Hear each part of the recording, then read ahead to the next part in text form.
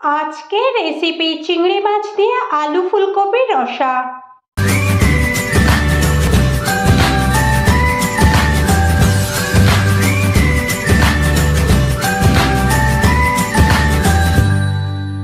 নমস্কার বন্ধুরা, অপরাজিতাস কিচেনে আপনাদের সবাইকে স্বাগত। আশা করি আপনারা সবাই ভালো আছেন। আজ আমি চিংড়ি মাছ দিয়ে আলু ফুলকপির রসা বানাবো। কিভাবে এটা আমি বানাবো তা দেখে নিই।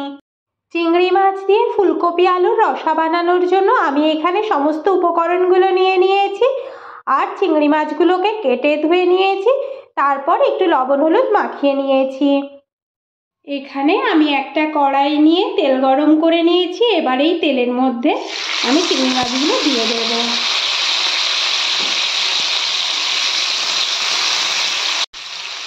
গ্যাসের ফ্লেম মিডিয়াম টু হাইতে দিয়ে আমি চিংড়ি মাছগুলো সব ভেজে নেব। চিংড়ি মাছটা আমার ভেজে নেওয়া হয়ে গেছে, এবার আমি তুলে নেব।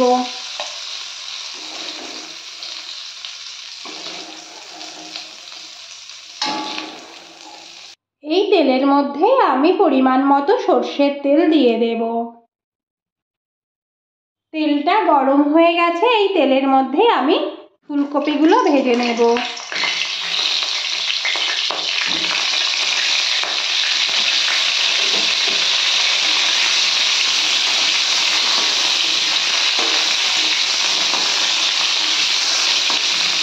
ফুলকপিগুলো ভাজার সময় আমি ফুলকপির মধ্যে একটু লবণ দিয়ে দেব, একটু হলুদ দিয়ে দেব।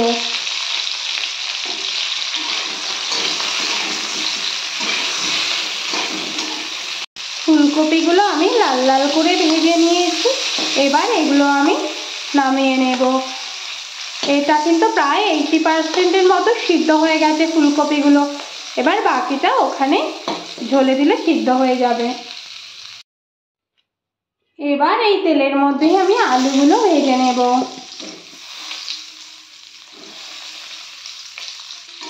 আলুগুলো ভাজার সময় আমি আর লবণ হলুদ দিচ্ছি না, কারণ এই তেলের মধ্যেই ফুলকপি ভাজার সময় আমি লবণ আর হলুদটা দিয়েছিলাম।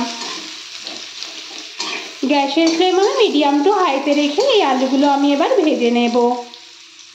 আলুগুলো লাল লাল করে ভেজে নেওয়া হয়ে গেছে, এবার আমি এটা নামিয়ে নেব।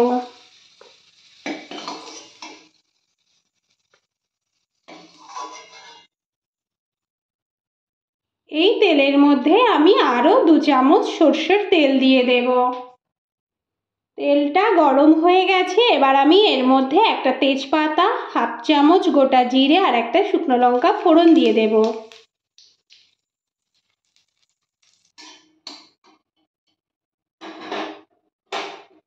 এবার এর মধ্যে আমি 1 চামচ পেঁয়াজ বাটা দিয়ে দিলাম।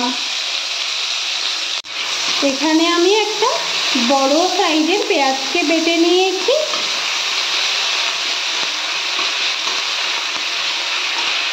এবার এর মধ্যে 1/2 চামচ রসুন বাটা দিয়ে দেব।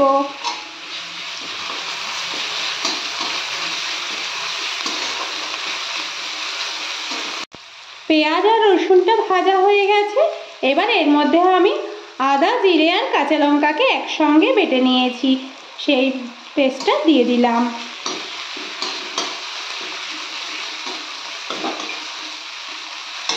মশলাগুলো আমার ভালো করে ভেজে নেওয়া হয়ে গেছে, এবার এর মধ্যে আমি টমেটো কুচিগুলো দিয়ে দিলাম। এর মধ্যে আমি 1/2 চামচ লবণ দিলাম, 1 চামচ হলুদ গুঁড়ো দিয়ে দিলাম। টমেটোটা প্রায় নরম হয়ে এসেছে, এবার এর মধ্যে আমি মটরশুঁটিগুলো দিয়ে দিলাম।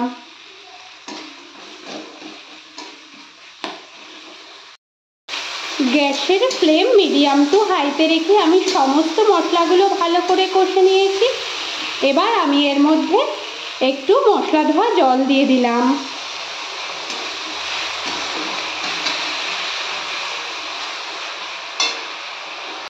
এবার এর মধ্যে আমি 1 চামচ ধনে গুঁড়ো দেব, 1/2 চামচ জিরে গুঁড়ো দেব। যেহেতু আমি জিরে বাটা দিয়েছি সেজন্য আমি অল্প পরিমাণ জিরে দিলাম। হাফ চামচ শুকনো লঙ্কার গুঁড়ো দেব। এবার মশলাগুলো আমি ভালো করে একটু কষে নেব। 2 মিনিট মশলাগুলোকে ভালো করে কষে নিয়েছি। এবার এর মধ্যে ভেজে রাখা ফুলকপি আর আলুগুলো দিয়ে দেব। দিয়ে একটু কষে নেব।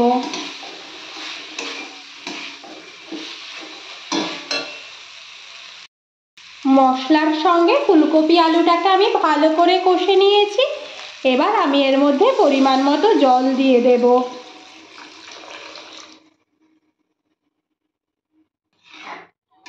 এবার আমি এটা একটু ভালো করে নেড়ে দিয়ে গ্যাসের ফ্লেমটা হাইতে দিয়ে দেব। গ্যাসের ফ্লেম হাইতে দিয়েই আমি 10 মিনিটের জন্য ঢেকে দিয়ে ফুটিয়ে নেব। 10 মিনিট হয়ে গেছে। এবার আমি এটা দেখে নেব কেমন হয়েছে।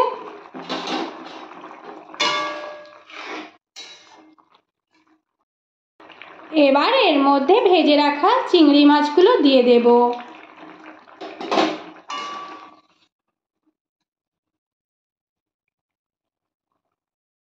আবারও ঢেকে দিয়ে আমি 5 মিনিটের জন্য ফুটিয়ে নেব।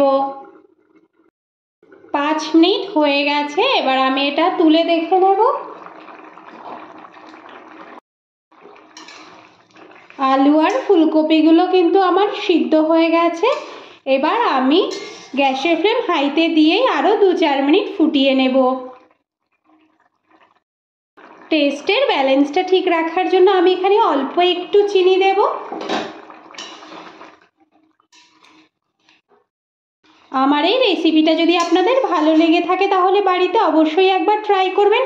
আর কেমন হয়েছে সেটা অবশ্যই একবার কমেন্ট বক্সে জানাবেন। হয়ে গেল আমার চিংড়ি মাছ দিয়ে আলু ফুলকপির রসা। এবার আমি এটা পরিবেশন করে ফেলবো। হয়ে গেল আমার আলু ফুলকপি চিংড়ি মাছ দিয়ে রসা। এবার আমি এটা পরিবেশন করে ফেলছি। আমার এই ভিডিওটা যদি আপনাদের ভালো লেগে থাকে তাহলে লাইক শেয়ার কমেন্ট অবশ্যই করবেন। আর পাশে থাকা ছোট বেল আইকনটা প্রেস করবেন। আমি নতুন কোনো ভিডিও আপলোড করলে আপনাদের কাছে খুব সহজে একটা ছোট্ট নোটিফিকেশন পৌঁছে যায়। হয়ে গেল আমার ফুলকপি আলু দিয়ে চিংড়ি মাছের রসা। এবার আমি এর উপর দিয়ে একটু ধনেপাতা ছড়িয়ে দেব। আজ এ পর্যন্তই। দেখা হবে পরবর্তী নতুন ভিডিওতে। ভালো থাকবেন, সুস্থ থাকবেন। ধন্যবাদ।